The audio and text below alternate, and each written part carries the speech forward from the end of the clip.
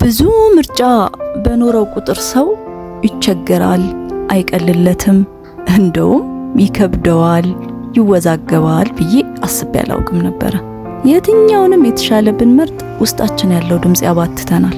ምናልባት ያኛው ይሻል ይሆን እያለ የ18 ዓመት ልጅ ሳለሁ ሁሉም ሰው ይሄ እናንተ ጊዜ የተሻለ ነው፣ አዎ ብዙ ምርጫ አለሽ የሚለኝ ጊዜ ነበር።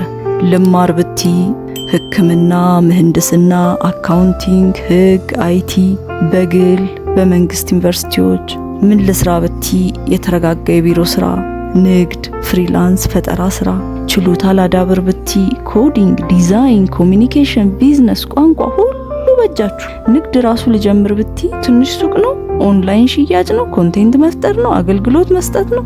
ወይ ጉዴ ታደላችሁ እኮ ናችሁ። ምን ህይወት ልገንባ ብቲ ራሱ የተረጋጋ ገንዘብ ያለው ሰላማዊ ትርጉም ያለው ምርጫ አላችሁ። ሰዎች እንዲህ ነው የሚሉት።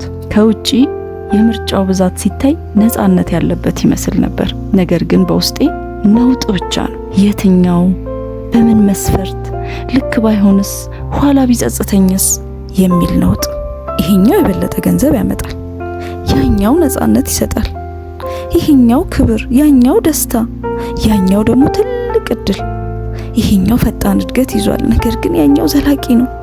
አቤት በጊዜው ባለችኝ ትንሽ መረዳት አይምሮ የተጨነቀ፣ ውስጤ ባልተቋረጡ ክርክሮች ተሞላ። ትኩረቴ ተከፋፈለ።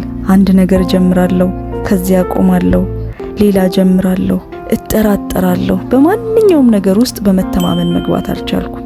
ምክንያቱም ሁል ጊዜ በጀርባዬ ሌላ አማራጭ ይጠራኛል። ስለዚህ የጠራ ሐሳብ የሌለኝ ሰው ሆንኩ።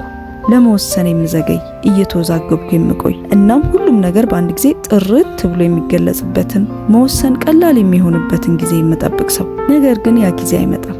ምክንያቱም ጥርት ያለ መልከታ ከመምረጣችን በፊት የምናገኘው ነገር አይደለም፣ ከመረጥን በኋላ የምንገነባው እንጂ። ለካ የአማራጮች ብዙ መሆን እርካታን አይጨምርም። ለምን?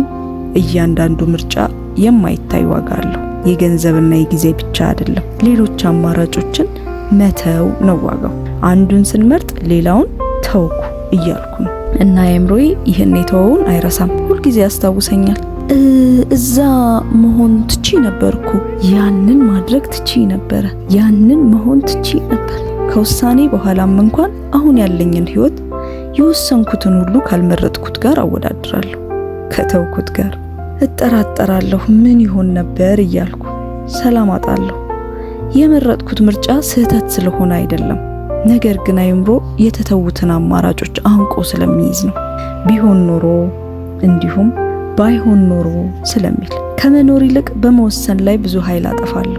ትክክል በመሆን ላይ ተመስርቼ ለመጀመር እፈራለሁ። ፍጹም የሆነ የማልቆጭበት ውሳኔ ለመወሰን እፈልጋለሁ። ባለመረዳት ጥሩ ውሳኔ ፍጹም ልክ ይሆን አይደለም፣ ነገር ግን ከተቸከልንበት የሚያንቀሳቅሰን ነው። ትክክለኛውን መንገድ በመቆምና በመተከዝ አናገኘውም። በመጓዝ በመሞከር፣ ትንሽ በመሳሳት፣ ከዚያ በመሻሻል፣ በውሳኔዎች ውስጥ በማደግ ነው የሚገኝ። አሁን የገባኝ ቀላል የሆነ ህይወት ያለ ገደብ አማራጮች ያሉበት አይደለም። ሰላም የሚመጣው ሁሉንም አማራጮች ክፍት በመተው አይደለም፣ አንድ እርምጃ ወደፊት ፈቅዶ በመራመድ ነው። አማራጮች ብዙ መኖራቸው ነፃነትና ደስታን አይሰጥም። እንደውም ለመወሰን መዘግየትን ይፈጥራል። ያ መዘግየት ደግሞ በጸጥታ ህይወትን ሊሰርቅ ይችላል። እኔ በምርጫ ብዛት እየተወዛገብኩ የነበረ ጊዜ እንዲህ ነው ያደረኩት። ጥያቄዎች ነው የጠየቅኩት። አሁን የምመርጠው ከምቀበለው እሴቶች ጋር የሚዛመድ ነው? ለኔ የሚጠቅመውስ እንዴት ነው? ሌሎችንስ አይጎዳም? መስተካከልስ ይችላል? በዚህ መስፈርት አንዱን እመርጣለሁ። መራመድ ጀምራለሁ። የሚሻሻለውን ሳይርቅ አሻሽላለሁ።